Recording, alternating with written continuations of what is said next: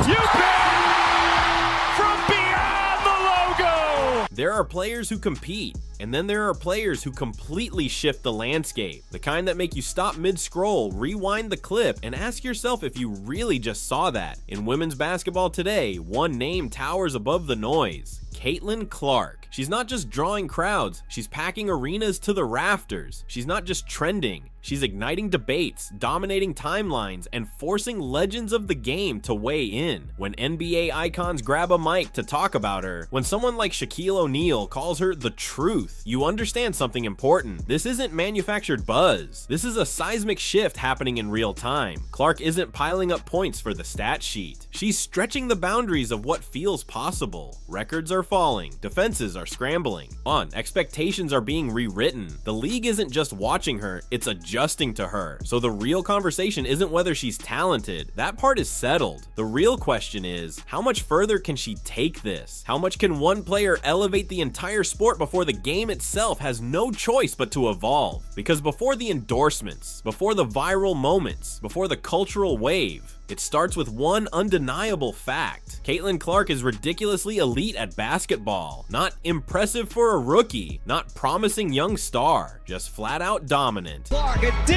first! Triple double for a rookie. Caitlin Clark has it. Not great for women's basketball, just great, period. She's making plays that freeze your thumb mid-scroll, the kind that force you to replay the highlight again and then one more time, because your brain needs a second to process what your eyes just saw. On the distance, the awareness, the sheer nerve. Let's talk about the shot making first. Caitlin Clark launches from 28 feet like it's a routine warm-up jumper. The logo might as well be her personal sweet spot. Deep pull-ups, sudden step backs, off the dribble bombs with a defender glued to her hip. It doesn't matter. The coverage doesn't matter. The moment doesn't matter. If there's space, even a sliver, she's letting it fly, and more often than not, it's splashing through. She's a beast. Clark from the logo. She gets it out of that left hand. In her very first WNBA season, Caitlin Clark didn't just adjust to the league. She left fingerprints all over the record books. She knocked down 122 three-pointers, the most ever by a rookie and the second highest total in a single season in league history. The only player ahead of her? Sabrina Ionescu, and Clark finished just 6 threes shy of that all-time mark as a rookie. Let that sink in, and it wasn't empty volume. It was the kind of shot making that makes coaches lose sleep. Take the night in Washington. Inside a packed Capital One arena, Clark erupted for 7 threes and 30 points, tying the WNBA rookie record for made threes in a game. More than 20,000 fans filled the building, a crowd women's basketball in that arena hadn't seen in nearly 20 years. Her average shot distance that night, 24 feet. The deepest of any player in the league that season. But here's the scary part. As lethal as she is as a scorer, Clark might be even more dangerous as a playmaker. She dished out 337 assists, setting the WNBA's single-season assist record. Not just for rookies, but for anyone who has ever played in the league. She averaged 8.4 assists per game, leading the WNBA and posting one of the top 5 single-season averages in league history. Then came the masterpiece against the Dallas Wings. 19 assists in one game. That's not just a stat, that's vision on another level. 19 possessions where she read the defense a split second faster than everyone else. 19 precise deliveries, 19 moments of control. She broke the single game assist record and accounted for 66 total points scored or assisted, surpassing Diana Taurasi's previous mark for points produced in a game. 19 assists. Most veteran point guards go entire careers without touching that number. And as if that wasn't enough, she also became the first rookie in WNBA history to record a triple-double. This wasn't a solid debut season, it was a statement. Clark connects the first logo bomb of the season from Caitlin Clark. And she didn't pull it off just once, she did it twice. The first triple-double came against the New York Liberty. 19 points, 12 rebounds, 13 assists. No rookie in WNBA history had ever posted a stat line like that. And she didn't do it against a bottom-tier squad. She did it against one of the conference's elite teams. That matters. What truly connects all of it is her basketball IQ. Turn on the film and you'll catch the details. The subtle shoulder fake that holds a help defender in place just long enough to open a passing lane. The way she anticipates a double team before it fully forms and fires the ball to the open shooter a split second before the trap snaps shut. The way she shifts speeds in the pick and roll, slowing down, then exploding, baiting defenders into choosing wrong every single time. It's calculated, it's surgical. Oh, and it's rare. The fans recognized it immediately. Analysts started breaking it down, and eventually even the legends had to acknowledge it publicly. Then came the moment that changed the temperature of the conversation. Shaquille O'Neal appeared on Angel Reese's Unapologetically Angel podcast. Reese was hosting. It was her platform. Shaq, a fellow LSU legend, has long been in her corner. A mentor, a supporter, someone who helped connect her with Reebok. If there was ever a setting where loyalty would dominate the narrative, this was it. And then Shaq posed the question that shifted the atmosphere. Why do you think people love Caitlin Clark? You could almost sense the pause in the room. Reese kept her answer straightforward. She pointed to the deep threes, the logo shots, the unlimited range. That, she said, is what draws people in. But the conversation was clearly bigger than just distance. There she goes again. Yes! You have to guard Caitlin Clark even before she crosses half court. That could have been the end of it. Just credit the deep range and move on. But Shaq wasn't settling for that explanation. He leaned forward and started laying out an argument that had nothing to do with simple shot selection. He brought up Stephen Curry, and not in a lazy, headline-grabbing way. He meant it as a real basketball parallel. Curry doesn't overpower anyone with size like LeBron. He doesn't fit the old-school image of a dominant superstar. What he does is bend the game in ways nobody had seen before. Then Shaq connected the dots. He said Caitlin Clark is doing the same thing, pulling off plays we've never consistently witnessed at this level. Shots that feel reckless until they drop, reads that seem impossible, until the pass lands perfectly in the shooter's pocket, over and over again. And then he said the part that sent shockwaves through every basketball debate online. He admitted he used to doubt her because of his LSU ties, because of his loyalty to Angel Reese. He would watch Clark line one up and think, no way that goes in, but it did, again and again and again. Shaq put it plainly, if I tell you 10 times you're not making that shot and you make it 10 times, then you're the real deal. That's not some hot take artist chasing engagement. That's a 4-time NBA champion recognizing greatness when he sees it. This to everyone. Imagine Caitlin joining this team and spending time on the bench. A man who's lived and breathed basketball excellence his entire life, looking at a 22-year-old woman and saying, I've never seen anything like this. She's the real deal. The internet exploded. Fans flooded the comment sections. Shaq had just handed Caitlin Clark the highest praise on Angel Reese's own podcast. People joked about how Clark's name pops up on every episode of Reese's show, whether she's actually the topic or not. One comment that kept going viral said, ladies and gentlemen, welcome back to the Caitlin Clark Show. I'm your host, Angel Reese. But behind the laughs, something more serious was happening when someone with Shaq's credibility, a man who admitted he used to doubt her, publicly declares that a player is redefining the game. That's not hype, that's history in real time. Even commentators like Stephen A.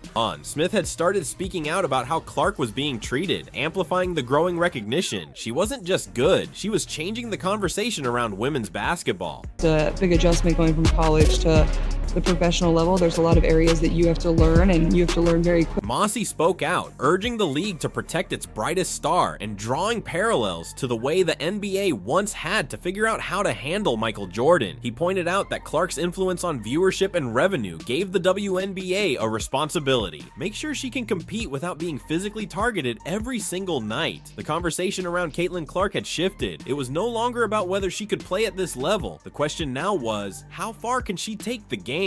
And the legends were already answering. As far as she wants to go, then there's the work behind the numbers. Talent opens doors, but relentless effort keeps you in the room. This is the part of Clark's story that doesn't make headlines, doesn't trend on social media, but is far more meaningful than any highlight reel. Because the truth is, the WNBA didn't exactly roll out a red carpet for her. If anything, they tried to break her. Clark catch and shoot, hits a three. So good on that pin down act. Clark began her rookie season with a brutal stretch, 11 games in 20 days. 11. She was thrown into the fastest, most physical competition she'd ever faced, all while navigating a media storm unlike anything women's basketball had seen before. Her team stumbled out of the gate, starting 1-8. In her very first game, she turned the ball over 10 times. There was even a game where she scored just 3 points, and some critics seized on it as proof the hype was overblown, proof that her college dominance wouldn't carry over, proof that she was all flash and no substance. But here's the difference between Caitlin Clark and the skeptics. The doubters tuned out. Clark didn't. She spent the season adapting, learning the pro game in real time. Figuring out which passes actually worked at this level, understanding where her teammates wanted the ball, reading defenses a step ahead, knowing when to push the pace and when to slow it down, even when the Olympic break hit, and Clark was controversially left off Team USA. She didn't sulk. She used the pause to reset, recharge, and return sharper than ever. The results spoke for themselves. In her first 10 games after the break, she averaged 24.7 points and 9.3 assists. Clark wasn't just surviving the WNBA, she was mastering it. I called your name to the stage as the #1 pick in this year's draft. You held the Indiana Fever jersey for the first time. The Fever ripped off an 8-2 stretch, including their first 5-game winning streak since 2015. Clark shot 43.5% from the field and 37% from 3, all on much higher volume. She wasn't just better, she was completely transformed. Calmer, sharper, more decisive, and devastatingly efficient. For the full season after the break, she averaged 23.1 points per game. To put that in perspective, if she had played that level all season, she would have ranked second in the league, trailing only Aja Wilson. She didn't just regain her rhythm, she went supernova. And the improvement wasn't just in the box score. Compare her film from May to August and September. In May, she was reacting to defenses. By the end of the season, she was dictating to them. She controlled the pace, orchestrated the offense, and elevated her teammates. To Kelsey Mitchell cut sharper. Aaliyah Boston found better spots. The whole team played with more confidence because their 22-year-old point guard believed in every single one of them. That kind of transformation doesn't happen by accident. It comes from relentless work, film study, extra reps, and a competitive drive that refuses to let a slow start define the story. The results? The Fever jumped from 13 wins the previous season to a playoff team. Clark finished the year averaging 19.2 points, 8.4 assists, 5.7 rebounds, and shooting over 90% from the free throw line. She dominated so thoroughly that she won Rookie of the Year with 66 out of 67 votes. Clark didn't just survive her rookie season, she reinvented it. WNBA draft. The WNBA draft is this Monday, and Iowa star Caitlin Clark is expected to be the #1 pick. She earned all WNBA first-team honors, becoming the first rookie to do so since Candace Parker in 2008. And make no mistake, that's not just raw talent, that's talent combined with an unyielding work ethic, the kind that leaves nothing on the table. Now, let's talk about the Caitlin Clark effect off the court. Her impact isn't limited to stats. She signed an 8-year, $28 million deal with Nike, the largest sponsorship contract ever in women's basketball. Beyond Nike, she has deals with Wilson, State Farm, Gatorade, and a growing list of brands eager to be associated with her name. She even made an appearance on Saturday Night Live, crossing over from sports into mainstream culture. Clark isn't just dominating on the court, she's reshaping the business of women's basketball. Player in Division I history, men's or women's, with 3,000 points and 1,000 assists. She makes the right reads. Time magazine named her Athlete of the Year. The Associated Press crowned her Female Athlete of the Year. But her individual accolades are just the surface. The bigger story? What she's done for the entire WNBA. An economist from Indiana University calculated that in her rookie season, Caitlin Clark accounted for 26.5% of all WNBA economic activity. That's right, more than a quarter of the league's total revenue, ticket sales, merchandise, and broadcast deals can be traced back to one player. Looking ahead, her potential economic impact is estimated to approach $1 billion. The Fever's home attendance tells the same story. They went from averaging around 4,000 fans per game in 2023 to over 17,000 in 2024, an all-time WNBA record. That's more fans per home game than the Indiana Pacers, the NBA team that shares their arena. When Clark played, WNBA attendance across the league jumped 105% compared to games she sat out. On the road, opponents' home attendance rose 87% whenever the Fever visited. 4 teams: Washington, Atlanta, Las Vegas, and Los Angeles. We even moved games to larger NBA arenas because their usual venues couldn't handle the demand. The Las Vegas Aces relocated a regular season matchup from their 12,000-seat arena to T-Mobile Arena, selling more tickets for that single game than for the first 2 games of the previous WNBA Finals combined. Her impact extended to TV as well. 6 different networks: ESPN, ESPN2, ABC, CBS, ION, and NATV recorded their highest-rated WNBA games ever during Clark's rookie season. The Fever's regular season finale drew a record crowd and averaged 1.32 million viewers across broadcast networks, nearly tripling the league's previous season average. Even the 2024 WNBA Draft drew 2.45 million viewers, setting another record. Caitlin Clark isn't just a player, she's a movement, transforming the WNBA on and off the court. The NBA Draft is this Monday, and Iowa star Caitlin Clark is expected to be the #1 pick. Here to comment is Caitlin Clark. More than half of all WNBA games were sellouts, a 156% jump from the previous year. League-wide, arenas were filled to 94% capacity, and merchandise sales across the WNBA soared by 500%. That's right, 500%. And here's the stat that really drives it home. Of the 24 WNBA broadcasts in 2024 that drew at least 1 million viewers, 21 featured Caitlin Clark. This is what people mean when they talk about the Caitlin Clark effect. It's not a marketing slogan, it's a tangible, measurable economic phenomenon. She didn't just boost the Indiana Fever, she lifted every team's bottom line, and turning women's basketball into must-watch TV for millions who had never tuned in before. Her own agent told ESPN it would be impossible to pay Clark what she's truly worth to the league. She earned $76,535 as a rookie, but her actual value to the WNBA ecosystem? By any honest calculation, hundreds of millions of dollars. Her influence even helped shape the collective bargaining agreement, and expectations are that the next deal will bring significantly higher salaries for everyone. Clark's dominance isn't just enriching herself, she's making the entire league wealthier. Step back from the stats and money for a moment and ask the bigger question: what does Caitlin Clark truly mean for the sport? Because there's a before Clark and an after Clark in women's basketball, and right now, we're living in the after.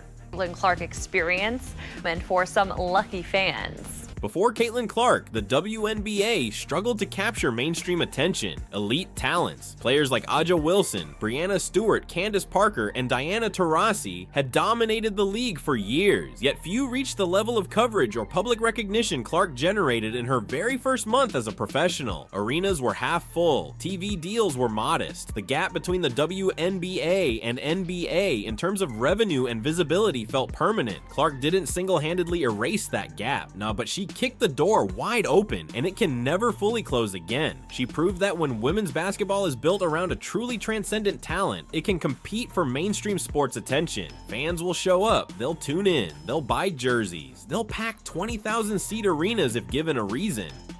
And the impact goes far beyond one season. Young girls across the country are watching Clark pull up from the logo and thinking, I want to do that. They're seeing her thread no look passes through traffic, falling in love with the game the way kids once fell for Curry, Magic, or LeBron. Even Iowa's women's basketball program sold out season tickets the year after Clark left, a testament to the ripple effect she created. Clark didn't just change a team, she's changing the culture of women's basketball. Sold out crowd in Evanston tonight for the Northwestern women's basketball game against the Iowa Hawkeyes. She wasn't even on the team anymore, and yet the excitement she generated outlasted her presence. That's not just fandom, that's cultural impact. That's a generational shift in how people see women's sports. The Indiana Fever are now building a $78 million practice facility exclusively for the women's team. largely because of the attention, revenue, and energy Clark brought to the franchise. Tourism in Indianapolis spikes on Fever game weekends. Visit Indy reported that web traffic to Fever-related pages jumped 501% after Clark was drafted. This is what a transformational player looks like. Not someone who just fills stat sheets, but someone who fills arenas, bank accounts, television screens, and the imaginations of an entire generation of young athletes. Kids who now see women's professional basketball as a legitimate dream to chase. Clark finished 4th in MVP voting as a rookie. She made the All-Star team. She earned all WNBA first team honors. And in the playoffs,